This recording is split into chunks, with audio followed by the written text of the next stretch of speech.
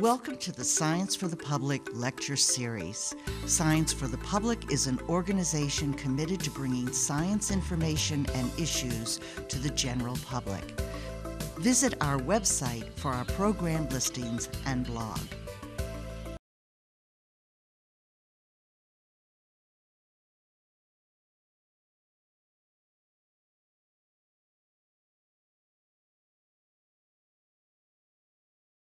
Good evening. I'm Yvonne Stapp for Science for the Public, and I welcome you to tonight's Contemporary Science Issues and Innovations program. Our guest is Dr. Maria Petrova, a postdoctoral research fellow at the Center for International Environment and Resource Policy at Tufts University. Dr. Petrova received her PhD in environmental science at Oregon State University in 2010. Her research focus is the relationship between public attitudes toward renewable energy projects such as wind and wave tidal energy and the successful implementation of such projects. She analyzes the impact of social networks on public opinion and public perceptions of the value of renewable energy technologies. When she was on the West Coast, Dr. Petrova worked on the issue of public support for both wind energy and tidal or wave energy. Her focus here in Massachusetts has been the wind energy projects implemented especially in the Cape Cod communities. She's found that communities tend to support such projects provided their benefits are explained to residents in a timely and coherent manner. But not all Cape Cod communities embraced wind energy, and Dr. Petrova is here tonight to explain that variation and especially the resistance of wind energy in Falmouth. In this era of accelerating climate change, renewable energy is an urgent matter. Dr. Petrova is making a very important contribution by showing how public support for sound energy policies must be generated. We are very pleased to have her with us tonight. Welcome, Dr. Petrova. Thank you very much for inviting me. Pleasure to be here. So good evening. I'm going to be talking tonight about public acceptance of wind energy projects in Massachusetts, what the implications are, and are there any factors for success. Public acceptance is not a new phenomenon. These are probably very familiar symbols, and what you can see, the Statue of Liberty, when it was built, it was described as neither an object of art nor beauty. And people were debating, they protested against its location, the way it looked. They didn't want it there. Same thing happened with the Eiffel Tower, another very familiar symbol probably to everyone. When the tower was built for the Trade Expo in 1889, it was described as an eyesore, black blot, monstrous piece of work. People wanted it removed. There were petitions by famous artists and writers. So nobody wanted it there to stay. They wanted it removed immediately after the expo. However, we all know that it's almost impossible to talk about the American values of liberty, justice, freedom, without mentioning the Statue of Liberty, and the same thing is with the Eiffel Tower. It's become a very interesting and very famous national symbol.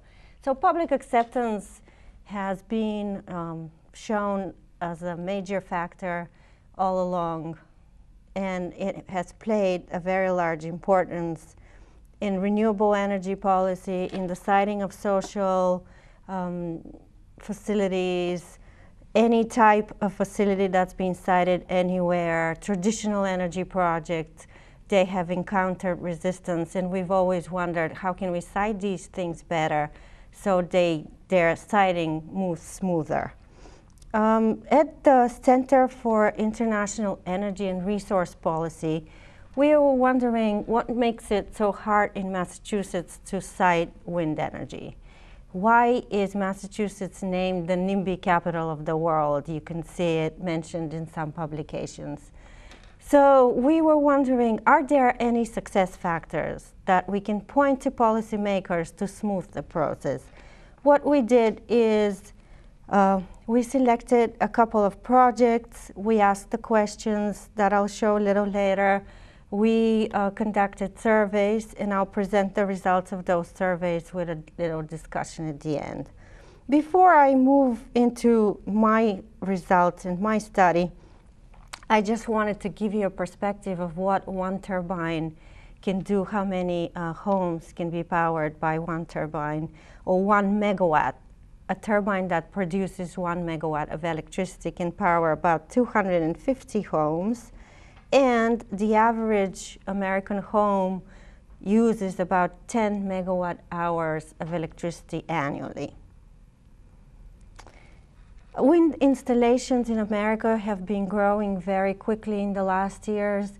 America is only second to China in capacity of installed wind, and you can see that it's second only to gas in the United States of new sited projects.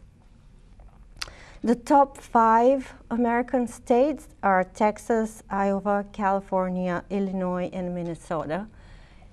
As you can see, the capacity of their installed wind ranges between 10 megawatts and 2.7 megawatts. The capacity of installed wind in Massachusetts, in case you're wondering, is about 100 megawatts. So if you can compare the ones that I showed you to what we have in Massachusetts, it's only 100 megawatts. And the goal that the state of Massachusetts has proposed to achieve was 200 megawatts of wind energy to be produced for electricity by 2020. Right now we are 5% off that goal. And we're wondering, or in general, scientists attribute that we are so far from that goal to the high densities in Massachusetts. Massachusetts is third in density, in population density of all 50 states. There are 840 people per square mile in Massachusetts. You have the high land value prices, the density, it's very expensive to site wind offshore. So all of these factors put collectively make siting of wind in Massachusetts pretty difficult. However, Massachusetts is one of the very proactive states, and in 1979 the first turbine manufacturer was established in Burlington here in Massachusetts by UMass graduates. Renewable energy in Massachusetts right now provides only 4% of the electricity that we use. You can see that 74% it comes from natural gas, 9 comes from coal-fired plants, and 12 from nuclear. So renewable energies are still a very tiny percentage of the electricity that's generated in the state. However, the state is very proactive. It started very, very early. In 1997, it started restructuring the utility infrastructure and making, in 2002, creating the framework for renewable portfolio standards.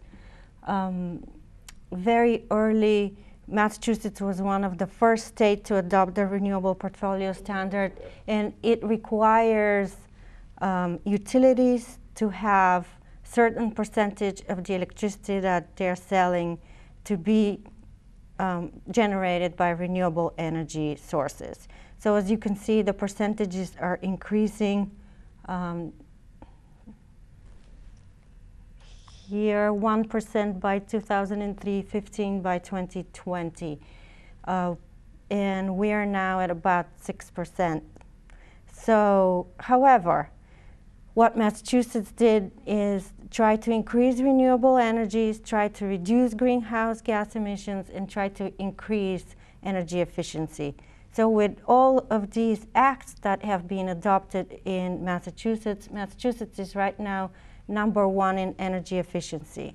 And all of the factors are designed to promote the renewable energy implementation and energy efficiency, not only in buildings, but in automobile, transportation, and everywhere. So given all these factors that we have from a policy perspective, it's still very hard to cite wind. And as I said, we were wondering, why is that so in Massachusetts? And are there any success factors? So we asked, are residents really supportive of wind in general, but just not supportive of local projects? What are their major concerns? And what factors lead to community acceptance? So with those questions in mind, we selected 3 sites in Massachusetts to study wind. The reason we selected these 3 sites was because they all have capacity more than 2 megawatts produced, but the number of wind turbines that they have and the capacity of these turbines is different. Plus, we wanted to see if there are any difference if they're publicly sited, privately sited, and what are the factors that play a role. So the reason we selected these projects is to study much better how do these factors impact acceptance. I'll now just stop for a couple of minutes on each of these towns and the projects that they have. Hull has the longest cited wind energy project that has been there on the east coast. The first commercially sited turbine in the east coast is in Hull. It was sited a long time ago in the late 1800s. There was a turbine at this point right here, which is called Windmill Point on the peninsula. And they were using wind turbines to produce salt, to take the salt from the seawater and use it for desalinization purposes. There was a functioning turbine on the premises of the high school, which got damaged in 1985, and the residents of the town decided to replace it with another one. What's specific about Hull is that there is a municipal light plant in town, and the Hull Municipal Light Plant was in charge of finding all the information about the project, getting residents informed, finding out who should site the turbine, which model it should be, and what would work best for that location, and how to finance it. So they did that and installed Wind 1, what they call. It's about 300 feet from the high school. It's very close to the high school. And a biggest role for its acceptance played the fact that the math and the physics teacher actually used it to measure the direction of the sun, and they were taking their students there, which made it very popular and used as an educational tool. So the residents of Hull were so happy with that turbine that they asked for another one to be sited, which happened in 2006. During that time, again, there were meetings in the communities. Where should it be sited? At first, they thought that it would be best to be sited near Windmill Point, where the first one was sited. However, they decided that it would be better to be sited on a landfill at the other end of town. That turbine is much bigger. It's 1.8 megawatts. And it's very close to residential areas. That's the closest sited turbine to residential areas. What is very interesting also about Hull is that the electricity produced by the 2 turbines supplies about 13% of the town's electricity needs. And one of the things that is very important when the project was proposed and presented to the town in Hull is that all the people were told that the electricity would go to power the electric lights in town. So if you have visited Hull, you'll probably hear people talking how the wind from the turbines powers directly the street lights in town. So that's why we characterize the town as having high acceptance, or it's in a mature stage of development. The next location that we selected was Kingston.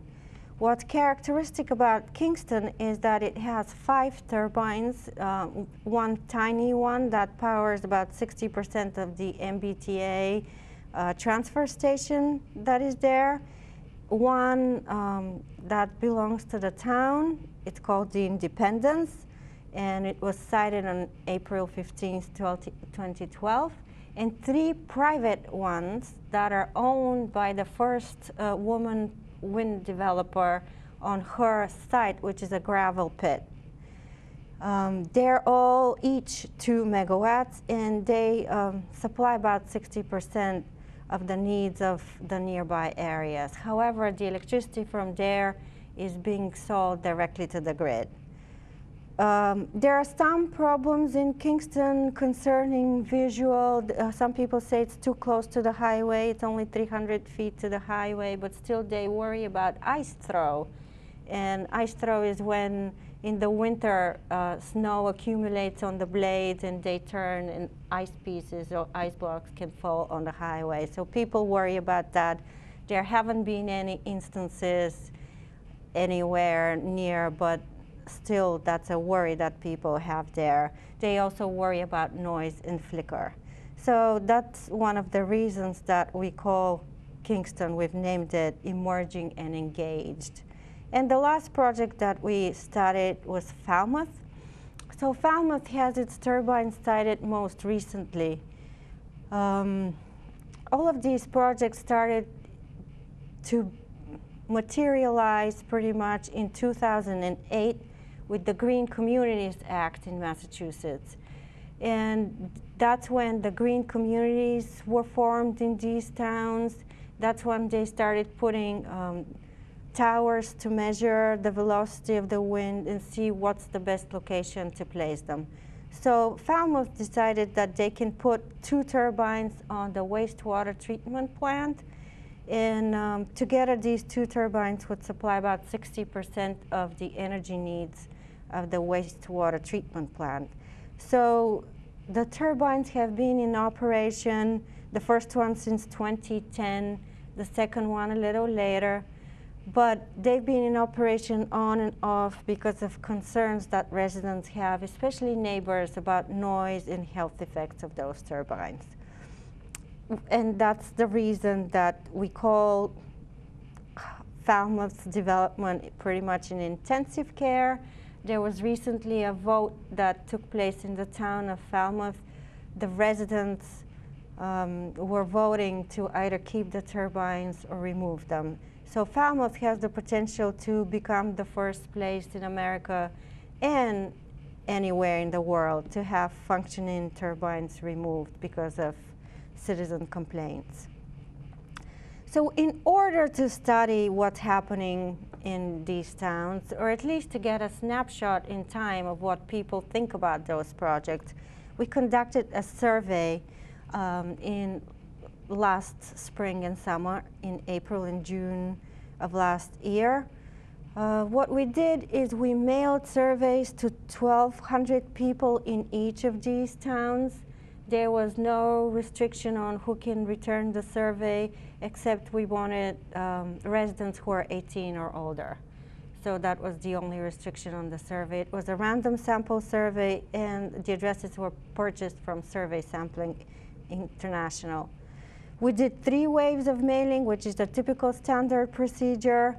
We got a pretty high response rate of 33%, and you can see that the response rate for Falmouth is 38%, which is the highest of all 3 locations.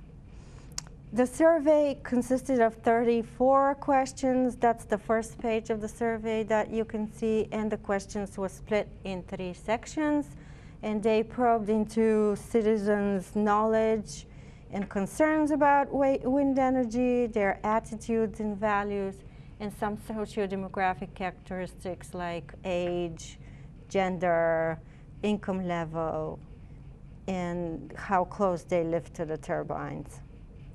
So what are the results? We wanted to see, first of all, are residents supportive of wind in general before we asked them if they're supportive of the local wind turbines, because from what we know from surveys is that people at the national level in any country are extremely supportive of any renewable energy policy and technology. They're very encouraging, they're ready to support it, not only by saying that they're supporting it, but also financially. So we wanted to see is that what's the case here?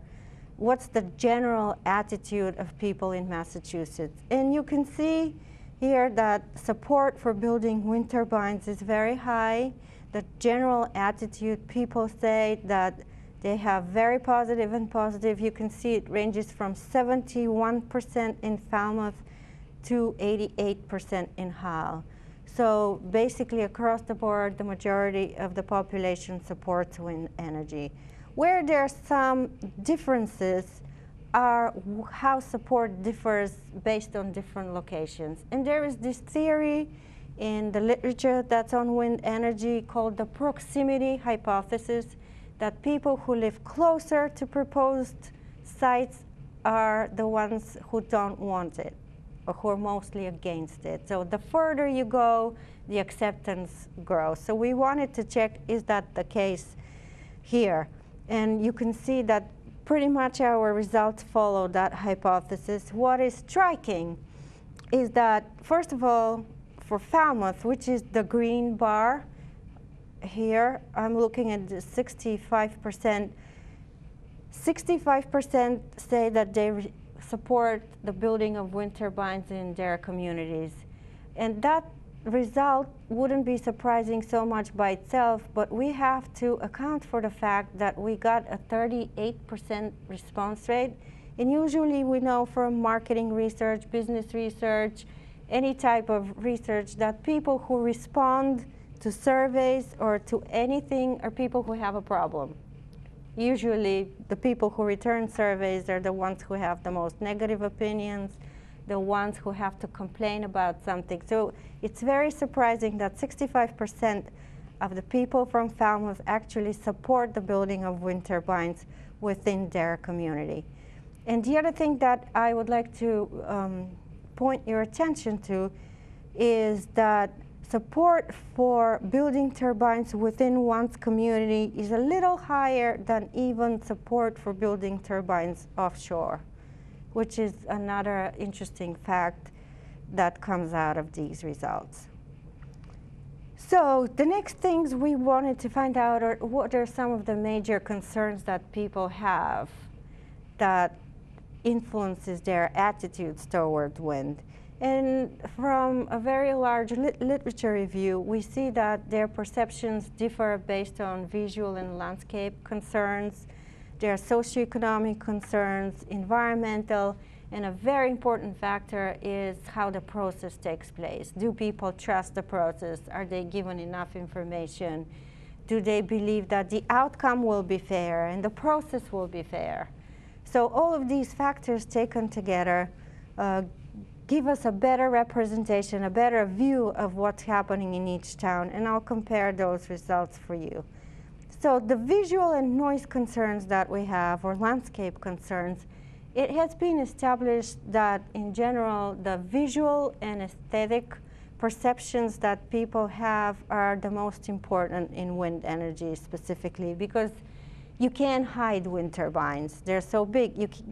There isn't a place you can put them that people won't see them. So basically the visual impact is the strongest one that affects attitudes. So what we see here is that people agree across the board pretty much that wind is an attractive feature of the landscape.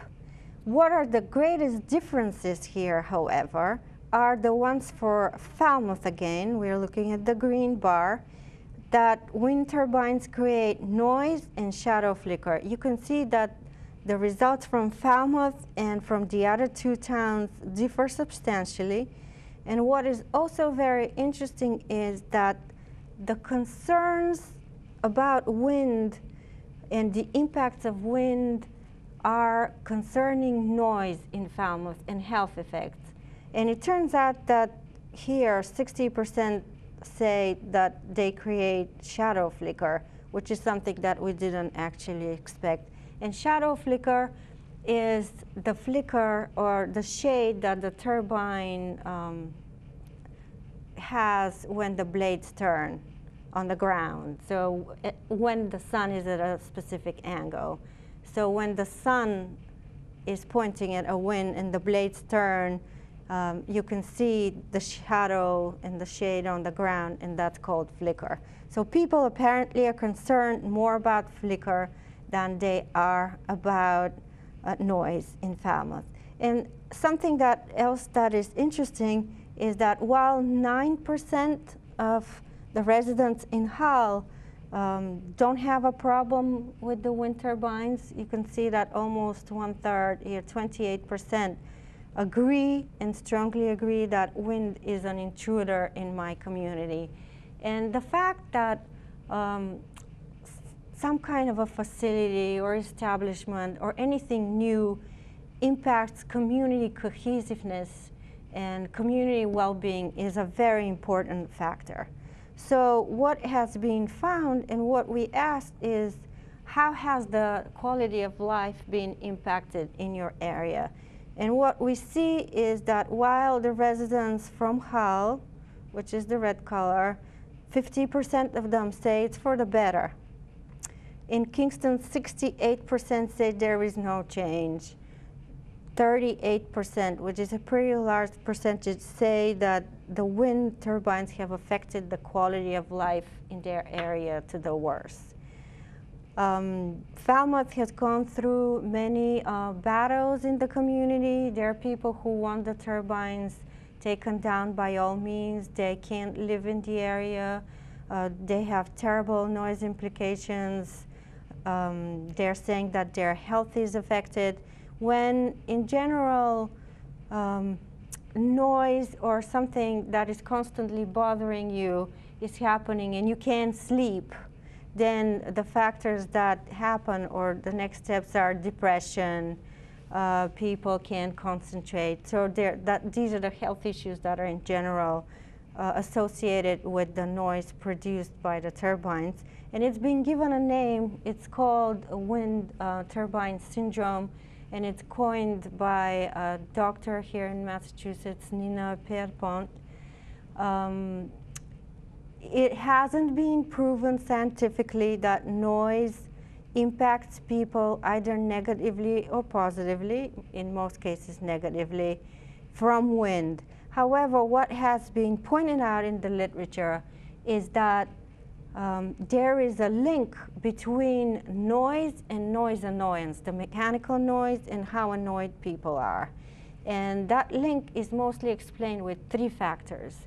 And they're the visual perception. If people see the turbines, they think the noise is bigger. Wind toward their attitude toward wind. People who have a positive attitude toward wind actually are not annoyed by the noise, but ones that don't are, and their sensitivity to noise, which is the 3rd important factor.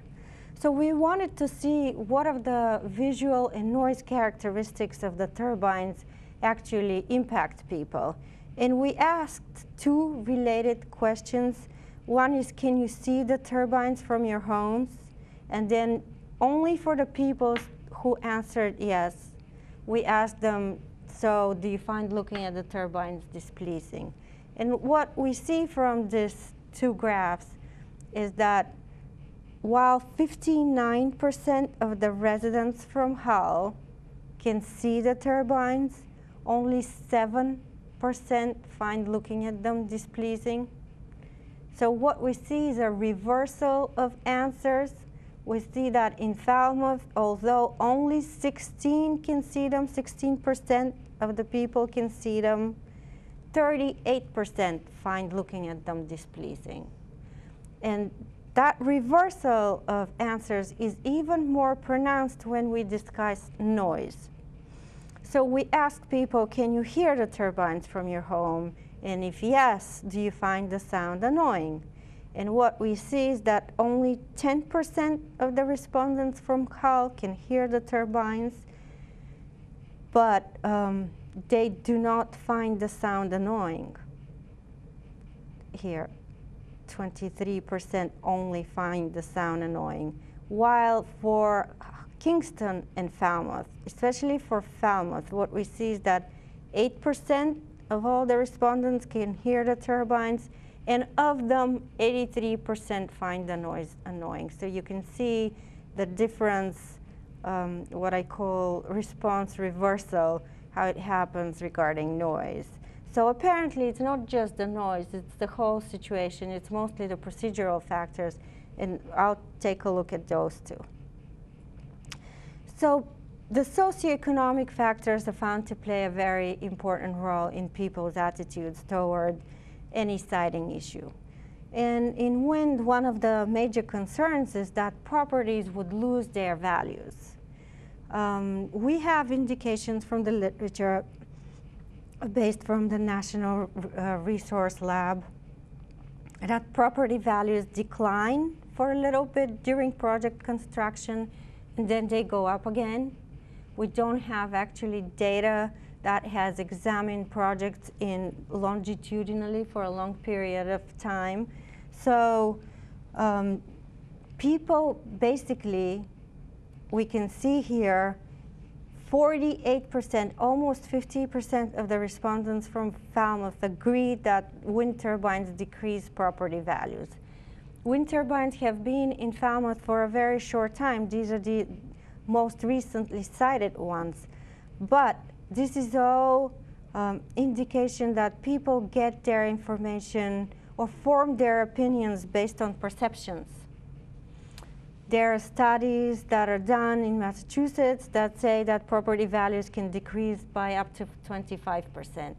However, as all the rest of the literature says, it depends on the impact of media, on social networks, on the value, the actual value of your home, the value of the market. So it's not one-to-one. We can't say if it's just wind. It's very hard to separate the impact of wind and all the other factors that impact property values. However, people are so worried about losing property values because property values are usually the biggest investment that people make in their life would be in property. And losing that investment, it's very hard to diversify. People are afraid, so risk increases and threat to property values increases. And the other thing is, while visual and noise perceptions are very subjective, you can't measure them. Usually property values you can measure. They go up or down, and you can say that they're impacted by certain factors. The same thing with the tourist industry. You can see that people are most negative towards tourism in Falmouth. The highest percentage believes that the wind turbines will harm the local tourist industry without any indication. For example, in Hull, when the turbines were sited, people still conduct tours to the turbines. You can go and hear a story of how they were sited, how much electricity is produced. They organize them regularly, and if you talk to local people, they can tell you that maybe tourism revenues have increased, although they have not measured them per se. But the other indication that we have is from Denmark, where tourism has really increased. So the fact that people believe that tourism will be harmed is all based on perceptions. It's very important, the literature tells us, to provide some kind of a financial benefit to the residents in a town. Residents who are involved in the process and get a financial benefit are the ones who are most supportive. The fact that residents in Hull were told that their electricity lights were powered by the wind turbine, and they connect the wind turbine to the lights in town, plays a huge role for them to believe that their electric bill is decreased, for example. Although what the wind turbine do is just keep the rates stable, because the electricity that they have to purchase on the open market is much less. Okay, so As far as environmental factors, people worry either about the local issues, how the local environment will be affected, or the global environment as far as reducing greenhouse gas emissions. And the debate about environmental factors is defined in the literature as green on green, because people with environmental perceptions can be found on both sides of the debate. You can be for wind because you believe that it reduces global warming. On the other hand, you can be against wind because you believe that the local environment will be harmed. Local birds will be harmed, local wildlife. So you can be an environmentalist and still support or oppose wind. So we can see that in the three towns, people believe that wind reduces dependence on oil, that it reduces harmful gas emissions. What is interesting here is the difference between Hull and Falmouth again. While 4% of the residents in Hull believe that wind is a health hazard, that percentage is 28. And the difference between if it's a danger to wildlife is pretty high here in all these three towns. Something that is very interesting and that is discussed a lot in the literature is how do people learn about those projects, not only how, but from whom and when. So we asked them when did they find out about the local projects in the community, and we found out that 74% of the residents in Hull found out about during planning. In Kingston, 43% found during construction, and as we can see, 25% or a quarter of the residents of Falmouth found about the project during operation. And in my interviews, I ask people, so what does that mean? And they say, oh, one day we just woke up and they were there. We never heard that they were coming to town. And that we can see from these following questions when we ask them, so where did you find out about the project? And the difference is here, I'm not sure if you can see very well, but I will tell you what the graph says, is that 27% of the people in Hull actually found from a town hall meeting or notice.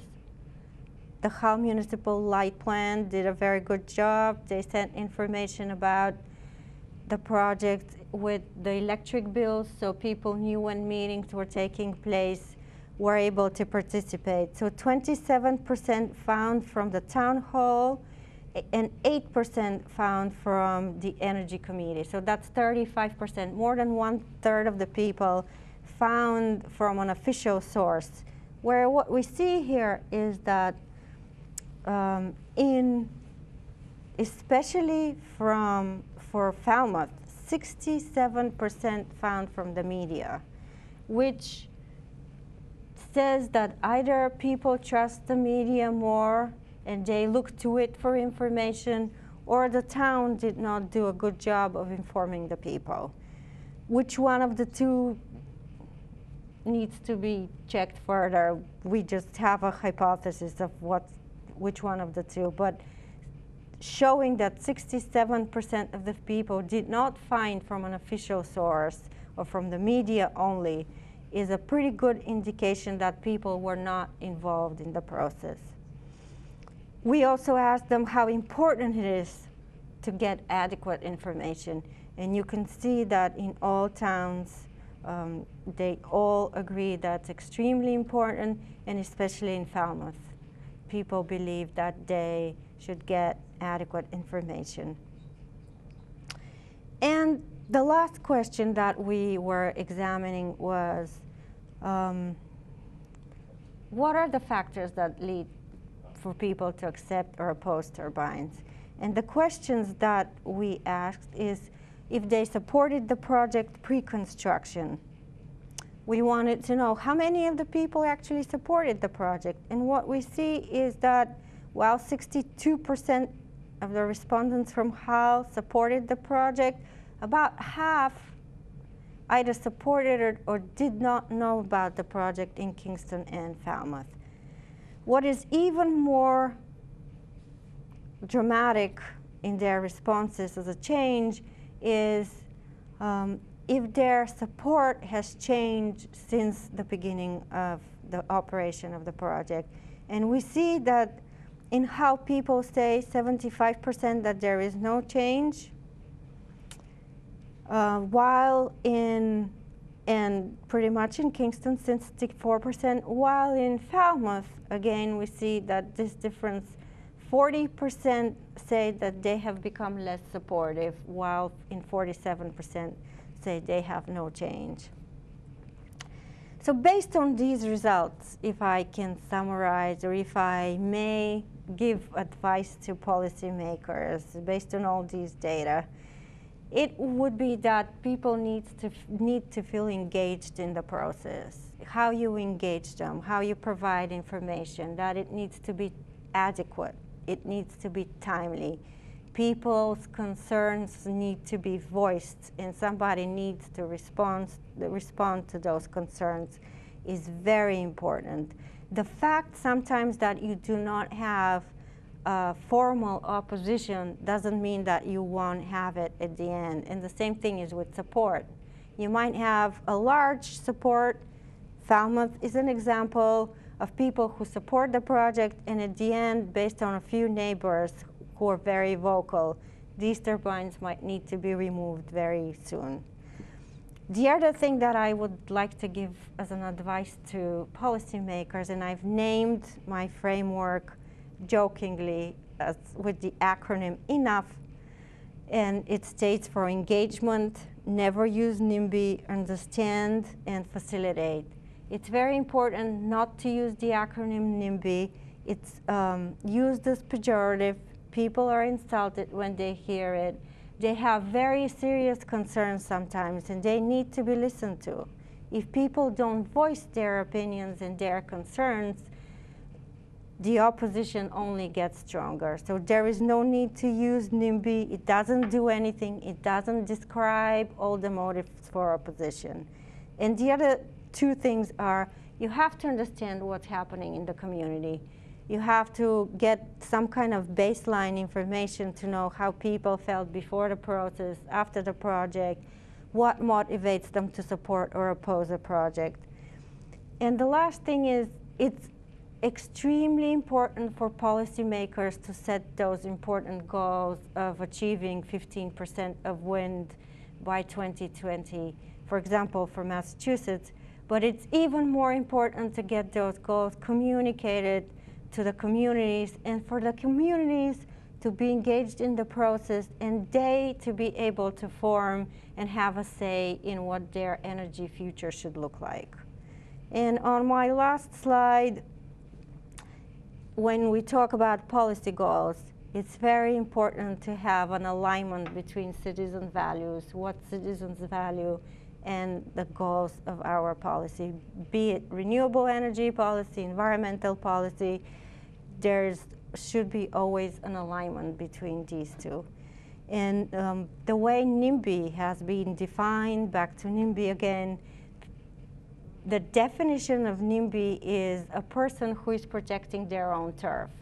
People who see the importance of something but cite it somewhere else. And just because of that definition, which, by the way, was invented by the nuclear lobby in America as a term to describe all of the opposition in the 1980s, and has been adopted by the literature, I would even advocate that the literature should stop using the term NIMBY, and instead of we educating the policymakers how to educate the public to accept renewable energy technologies, we should be educating the policymakers not to use the term and how to advocate for better policies.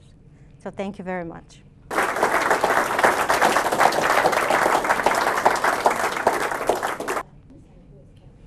Yes. Yeah, I was at an MIT meeting where 2 or 3 of the people who were leading the Falmouth resistance to these windmills, to these turbines, were there, and one of them said he had gone around the whole world recently with his wife, checking out all of the places that were convenient, that had wind installations. And he found out that generally people didn't like them. And he particularly pointed out that on that famous island in Denmark that's totally powered by wind, the people hated it, he said. Now, I noticed in your talk you said people of Denmark seem to like it. Do you think that there's a